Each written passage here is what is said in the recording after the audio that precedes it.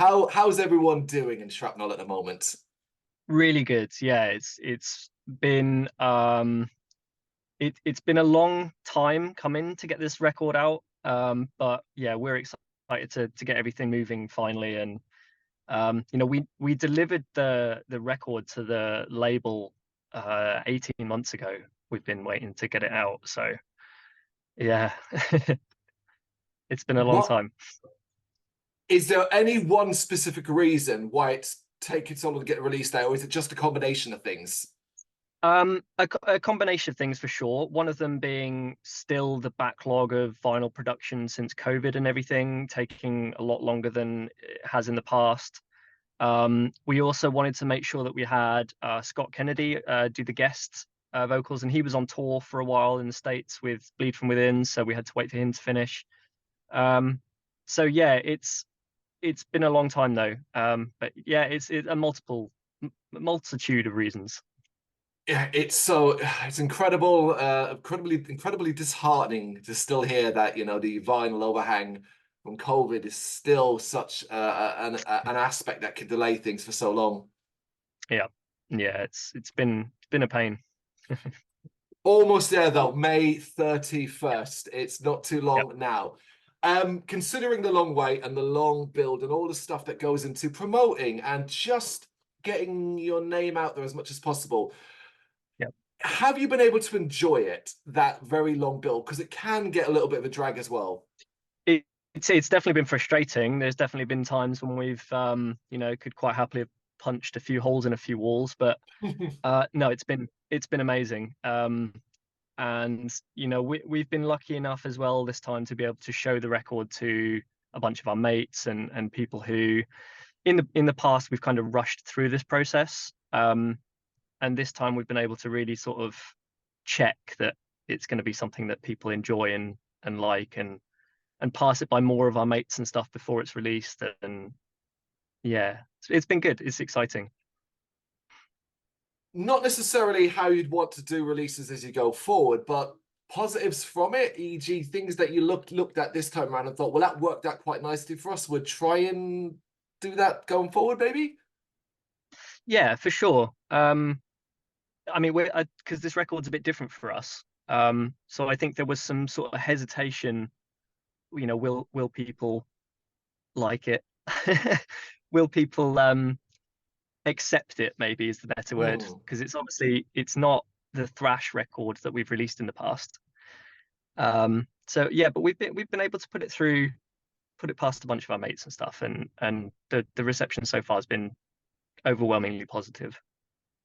That's great to hear because, of course, we are talking about In Gravity out May 31st via Candlelight. So, overall, for you personally, what does it mean to get this record out? A huge amount. It's a really personal record. In the past, I think it's been quite easy to slip into the whole thrash thing where you kind of, retread the same old ground and do some more, I guess, generic tropes. And on this one, we've really we've been through some shit in the last few years, to be honest. We've had the loss of family members and divorces and all kinds of stuff going on in our personal lives. And this record was really an opportunity for us to lay all that out and get it out and get it down on tape. And we've been able to bounce off each other a lot. It's been quite therapeutic, to be honest, the Hmm. whole record. So I hope that comes across. Would it be fair to say that the record is, to a degree, you drawing a line under this particular difficult period of time? Um, I'd like to think so.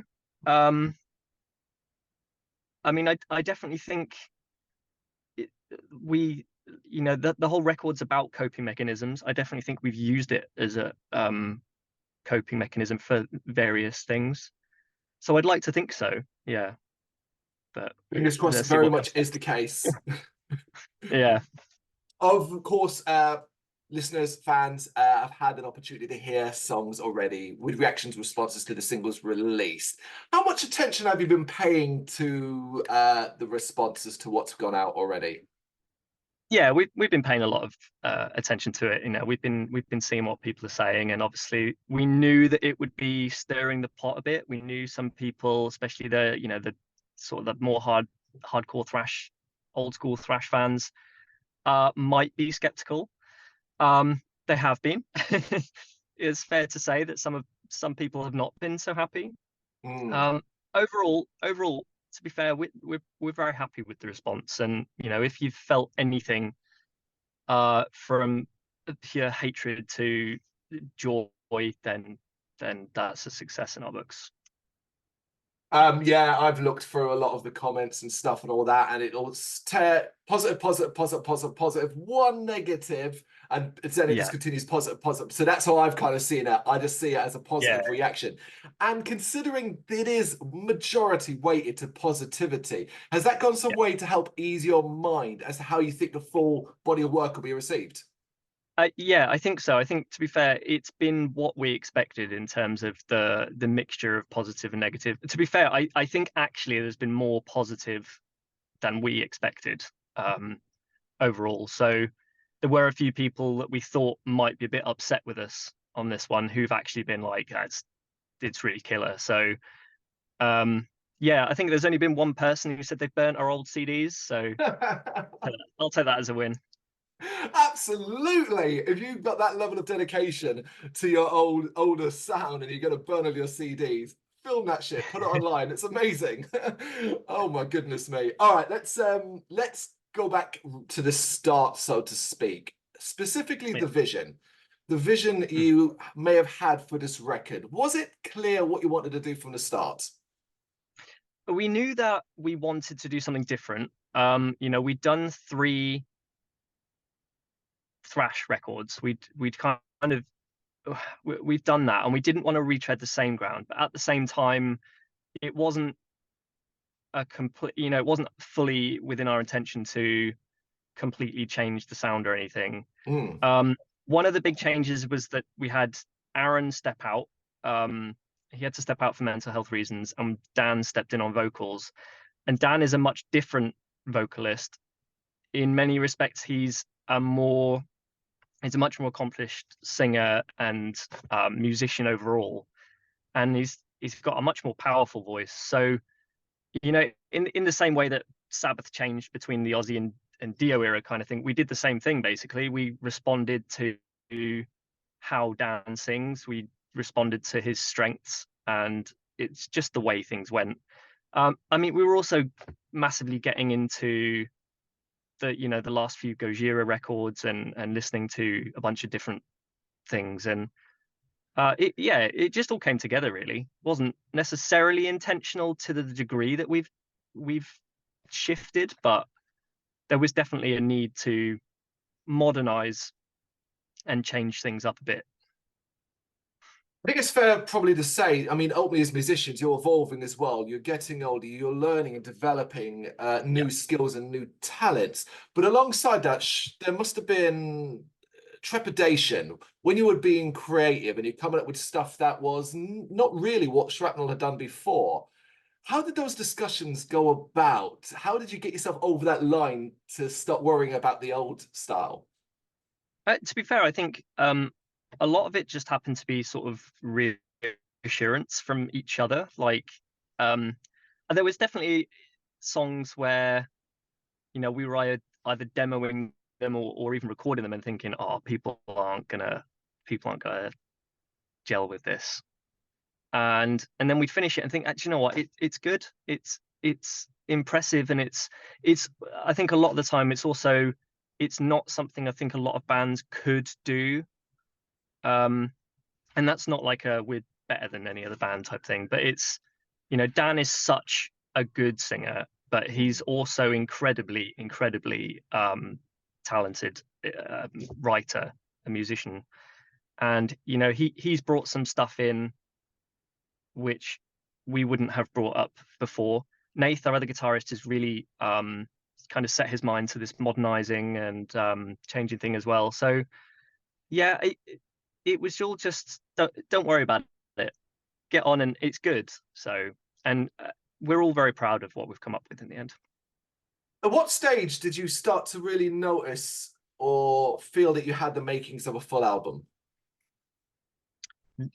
Quite early, actually. I would say that we started writing.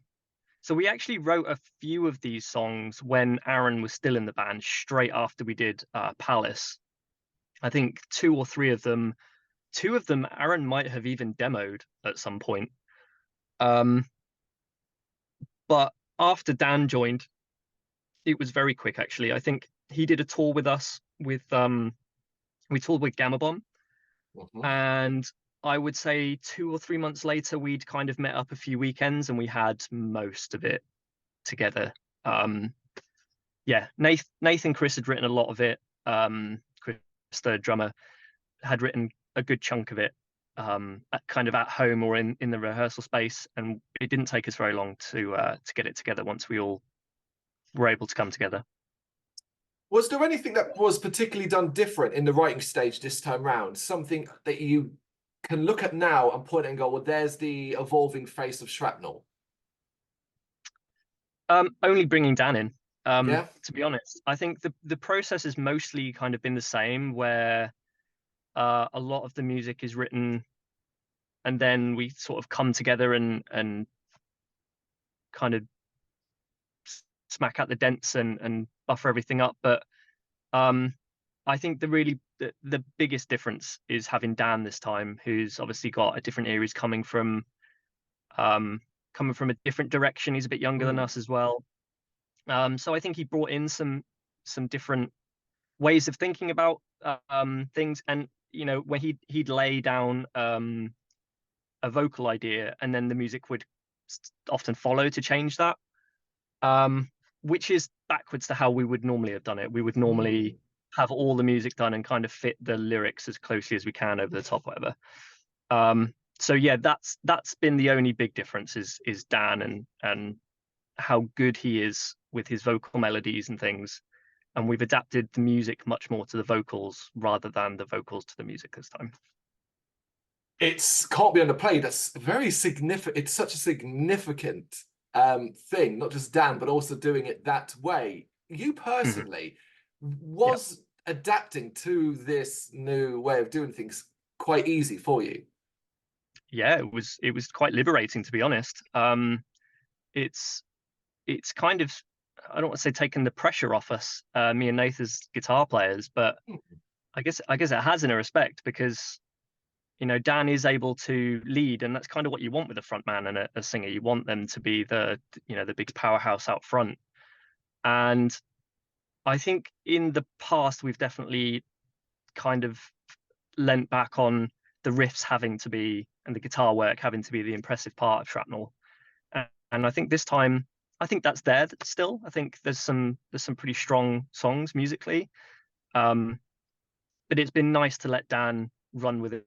And he's brought songs in himself. I mean, the last three songs on the record, or two songs and kind of an interlude thing, they're all Dan's. We've Wow. adapted them very slightly, but yeah, for him to step in and bring that in, it's been really nice. It's been refreshing. Feel like you've been a little bit humble there. There isn't just some strong songs in this album. There are many, many banger songs in this album. Thank Um, you. so it sounds to me like overall the whole writing process was quite relaxed, straightforward, not too stressful, but all great plans can go awry with life. Was there things that happened in everyday life and the overall band that kind of affected your focus and plans during that period?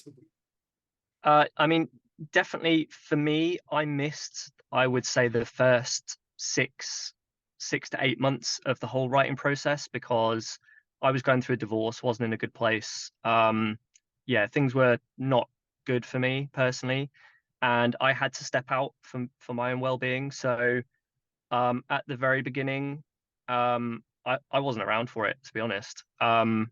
I was lucky enough to step in a bit later and got my own song on there. Judgment was a song I was able to put together right at the end, and the guys really enjoyed it, liked it, and put it on the record, which I'm very grateful for. Hmm.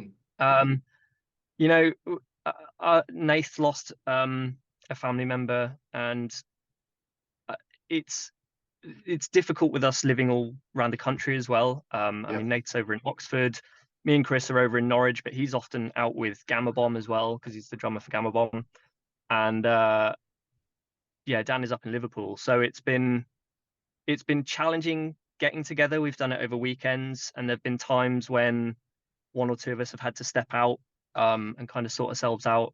But again, I think rather than being a hindrance, I think it's kind of been, I think it's added some genuine intention and genuine feeling into the record. So I'm kind of grateful in some respects.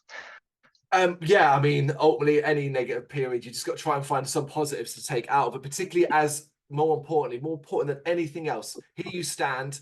It's the 10th of May today as time recording. We are, what's that, 21 days. So it's 3 weeks exactly from the release of the album. Yeah. There's nothing more positive than to be at that stage. Yeah. But when we look at let's look at the entire album creation process overall. So from beginning to literally very end, can you Yeah. point at some of your specific, most challenging aspects, things that really challenged you personally? Um, on this one, no. Mm. Surprisingly, no. This, I think, it's been the smoothest, um, the smoothest process that we've had. Um, you know, we were able to meet up on weekends and the odd week and get it recorded at my cabin. And we were able to get everything, send it off to Jens in Sweden, Jens Bogren, who did the mix master. To be honest, the hardest bit has been the waiting since we submitted to get the guest vocals in, to get the vinyls produced, and to get it to this point. But it's been more of a sort of frustrating wait than a personal challenge, I would say,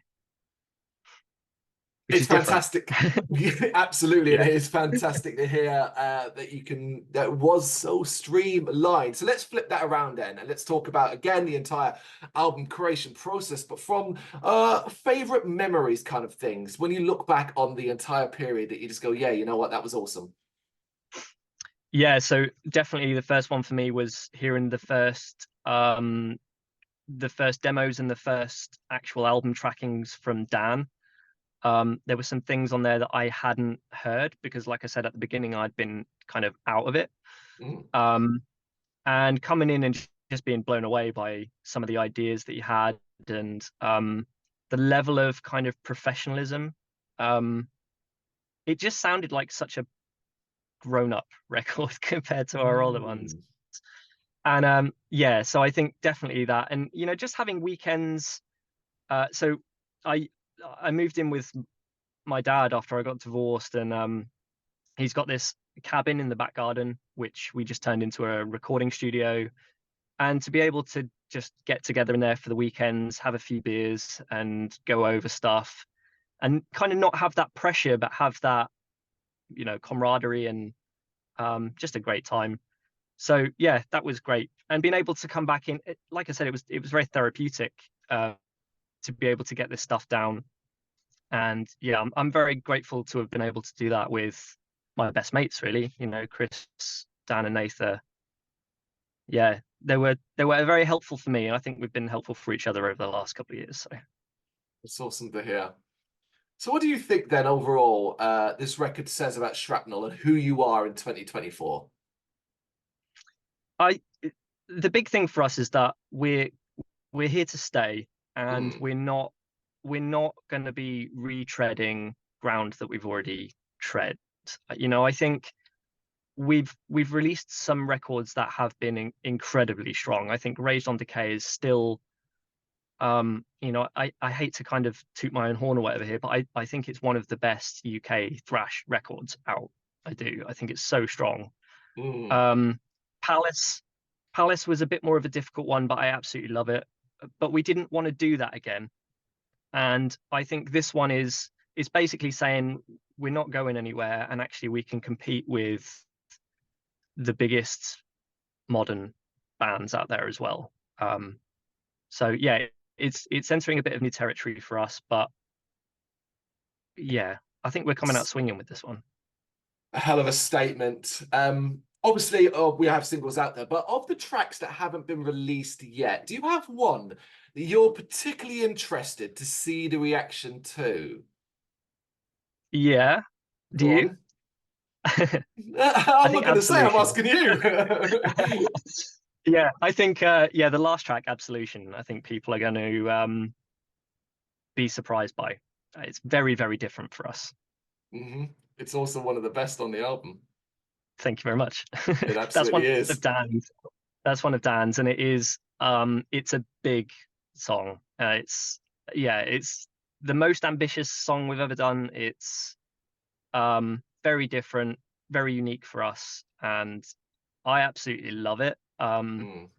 That was a song definitely when it came out of the kind of the starting blocks. We were a bit like, oh, people are not gonna like this, but I think it's too good to leave off. It's yeah, it's strong. That is that why it's at the end? Did you think long and hard about track listing here? We always do. I Mm. mean, you have to kind of accommodate for streaming and things now, but the idea was so the last three tracks, when Dan originally wrote them, they were one song. It was a really long track, and we didn't want a song quite that long, so we've cut it up. You know, they've completely changed since that original thing, but there's a little motif that you'll hear in both So Below and Absolution, because they were originally within the same Mm. song, and they flow into each other. You know, as above, so below, Absolution. It's a um, three part thing, and we wanted it to close the record just because it Yeah. was the big grand finale. It just Yes, fit there. It had to go yeah. there. Yeah, I can't even imagine it anywhere else. Its position is perfect, No. and that flow as above and so below, as well. Yeah, that latter part of the record is, yeah, it's attention grabbing, Thank is you. what I think. And if you're listening to the album full, right, and you carried on and you've got to this point, you're not gonna drop out at that point. You know, you're there to the end. Yeah, that's the hope. Yeah, I mean, people's attention spans aren't maybe what they used to be with records, and you know, when you look through Spotify, the start of the records are always much higher streams than the end, and we wanted to put some tracks there at the end. To be honest, we wanted a song that you didn't want to skip. Yeah. I don't know if there's a song on there because in the past, all of our records, I think there's one or two songs that I'd be like, "Oh, I don't want to listen to that one now." Um, but on this one, I can listen to the whole record, and that's a good sign. It's a damn good sign. Collaborations. Of course, you mentioned Scott Kennedy and Bleed From Within, but Bradley Hall as well. How did these come about?